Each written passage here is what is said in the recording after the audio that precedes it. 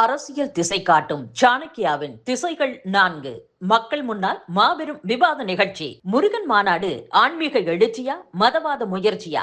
ஜூலை 19 சனிக்கிழமை மாலை 6 மணிக்கு மாஸ்டர் மகால், சம்மட்டிபுரம், தேனி சாலை, மதுரை. ஹெச் ராஜா, KS அழகிரி, அர்ஜுன் சம்பத், நாஞ்சில் சம்பத் பங்கேற்பு.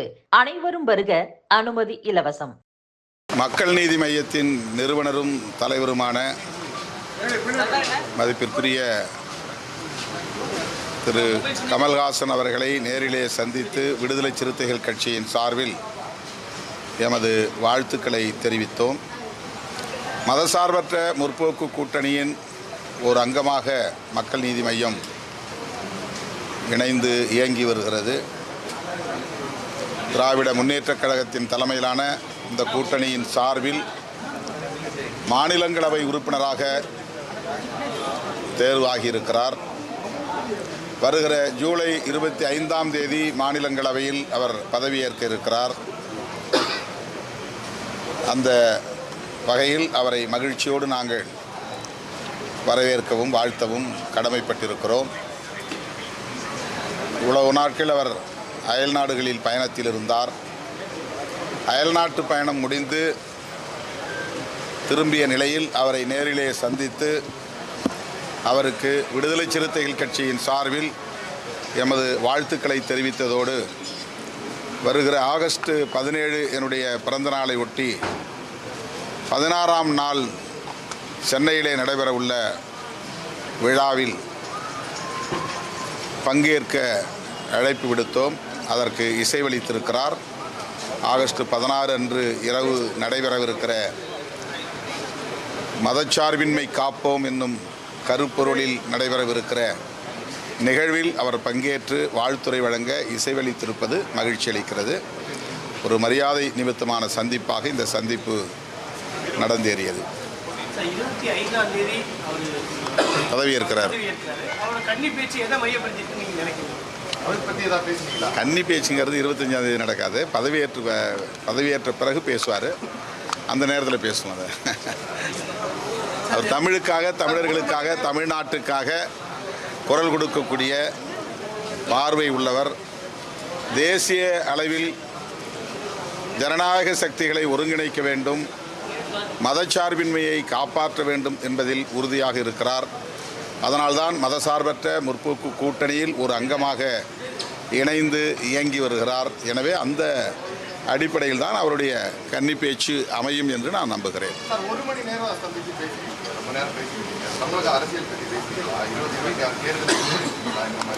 26 சட்டமன்ற பொதுத் தேர்தல் குறித்து நாங்கள் எதுவும் பேசவில்லை. பொதுவாக அவர் தேசிய அளவில் நாம் இணைந்து செயல்பட வேண்டிய தேவை குறித்து கருத்தியல் ரீதியாக சில கருத்துக்களை எங்களோடு பகிர்ந்து கொண்டார். நாம் ஏன் இணைந்து இயங்க வேண்டிய தேவை இருக்கிறது என்பது குறித்து நாங்கள் பரஸ்பரம் கருத்துக்களை பகிர்ந்து கொண்டோம். சார், தமிழ்நாட்டில் அடுத்த வருஷம் தான் எலெக்ஷன் ஆகும். ரொம்ப ஏர்லியாகவே இந்த முறை அரசியல்களும் சூடுபிடிக்க தொடங்கிடுச்சு. பிரச்சாரம் எல்லாம் தொடங்க ஆரம்பிச்சிட்டாங்க. இந்த 26 எலெக்ஷன் ஒரு புது எலெக்ஷன், ஒரு டஃப் எலெக்ஷனாக இருக்கும்னு நீங்கள் பார்க்குறீங்க? இல்லை, அந்த மாதிரியான ஒரு தோற்றம் உருவாக்கப்படுகிறது. ஆனால் அது உண்மை அல்ல. திமுக தலைமையில் ஒரு கூட்டணி இங்கே வலுவாக இருக்கிறது. திமுகவை எதிர்ப்பவர்கள் இன்னும் ஒரு கூட்டணி வடிவத்தையே பெறவில்லை. அதிமுகவும் பாஜகவும் கூட இன்னும் முரண்பாடாக பேசிக்கொண்டிருக்கிற நிலையைத்தான் நாம் பார்க்கிறோம். மற்ற கட்சிகள் எந்த கூட்டணியிலும் சேரவில்லை, கூட்டணியை உருவாக்குகிற முயற்சியிலும் ஈடுபடவில்லை. திமுகவை எதிர்க்கிற சக்திகள் சிதறி கிடக்கிறார்கள் என்பதுதான் உண்மை. ஆகவே திமுக தலைமையிலான கூட்டணி முதல்வர் அவர்கள் சொல்வதைப் போல ஓரணியில் தமிழ்நாடு என்கிற அடிப்படையில் வலுப்பெற்று வருகிறது. இவ்வளவு அவமானப்பட்டு ஏன் திமுக கூட்டணியில் இருக்கீங்க? எதிர்கட்சி தலைவர் விமர்சனம் கொடியேற்ற முடியல, மாநாட்டுக்கு அனுமதி கிடைக்கல, இவ்வளவு அவமானப்பட்டு ஏன் திமுக கூட்டணியில் இருக்குன்னு சொல்லி நீங்க அதிமுக கூட்டணி வந்து ரத்ன கமலம் வச்சு வரவேற்பேன் அப்படின்னு உங்களை மையப்படுத்தி, இடதுசாரியை மையப்படுத்தி ஒரு இதுவெல்லாம் கூட்டணியில், திமுக தலைமையிலான கூட்டணியில் ஒரு குழப்பத்தை உருவாக்குவதற்கான முயற்சியை தவிர அதில் வேறு எந்த உண்மையும் இல்லை அல்லது வலுவான ஒரு வாதமும் இல்லை. கட்சி நெருக்கடிகளை சந்தித்து தான் வளர முடியும். அதிமுக ஆட்சியிலும் எங்களுக்கு நெருக்கடி இருந்தது. அதுபோல் ஒவ்வொரு காலகட்டத்திலும் நெருக்கடிகளை சந்தித்து அங்குலம் அங்குலமாக நாங்கள் எங்களை வலுப்படுத்தி வந்திருக்கிறோம். இன்றைக்கு ஒரு அங்கீகாரத்தையும் பெற்றிருக்கிறோம். இதை பொதுவெளியில் நாங்கள் சொல்லுவதால் அவமானப்படுகிறோம் என்பதை போன்ற ஒரு தோற்றத்தை அவர்கள் ஏற்படுத்த முயற்சிக்கிறார்கள். அது உண்மை அல்ல. சார், ஒருவேளை நீங்கள் அவங்கெல்லாம் சொல்கிற மாதிரியே நீங்கள் ஒரு இலக்கு சீட்டை கேட்குறீங்க, திமுக தரல, நிர்பந்திக்குது, நீங்கள் வேறு வழியில் நீங்கள் இதான் இருந்தாங்கணும், கொடுக்குற சீட்டை வாங்கி நீங்கள் போட்டி போடுவீங்களா? இது ரொம்ப யூகமான ஒரு கேள்வி. இந்த யூகமான கேள்விக்கு நான் மீண்டும் யூகமான ஒரு பதிலை சொல்ல முடியாது. நாங்கள் எல்லோரும் சேர்ந்து உருவாக்கிய கூட்டணி மதசார்பற்ற முற்போக்கு கூட்டணி. அந்த கூட்டணியை வலுப்பெறச் செய்வதும் அதை வெற்றி பெறச் செய்வதும் எங்களுக்கான பொறுப்பு. அது திமுகவுக்கு மட்டுமுள்ள பொறுப்பு அல்ல. திமுக கூட்டணியில் அங்கம் வகிக்கக்கூடிய ஒவ்வொரு கட்சிக்கும் மக்கள் நீதி மையம் உட்பட அந்த கூட்டணியை வெற்றி பெற வைக்க வேண்டியது எங்கள் பொறுப்பு. எங்களுக்கு இடையிலே எத்தனை தொகுதிகளை பகிர்ந்து கொள்கிறோம் என்பது எங்களுக்கு இடையிலான பேச்சுவார்த்தையில் அது முடிவாகும். அது சுமூகமான முடிவாகத்தான் இருக்கும். திமுக தலைமையான கூட்டணிக்கும் அதிமுக தலைமையான கூட்டணிக்கும் தான் இந்த 26 தேர்தலில் போட்டி அப்படின்னு சொல்லுவாங்க. அதே நேரத்தில் இந்த ஒரு அங்கீகாரம் பெற்ற ஒரு கட்சியை நெக்லெக்ட் பண்ணிட முடியுமா? நாம் தமிழர் அல்லது விஜய் மாதிரி ஒரு ஃபேக்ட் புதுசாக வராங்க. தேர்தல் ஒவ்வொருத்தரும் ஒவ்வொரு சக்தியை பெற்றிருந்தாலும் கூட தேர்தல் போட்டி என்பது இருதுருவ போட்டியாகத்தான் இதுவரையில் நடந்திருக்கிறது. இந்த தேர்தலும் அப்படித்தான் நடக்கும்.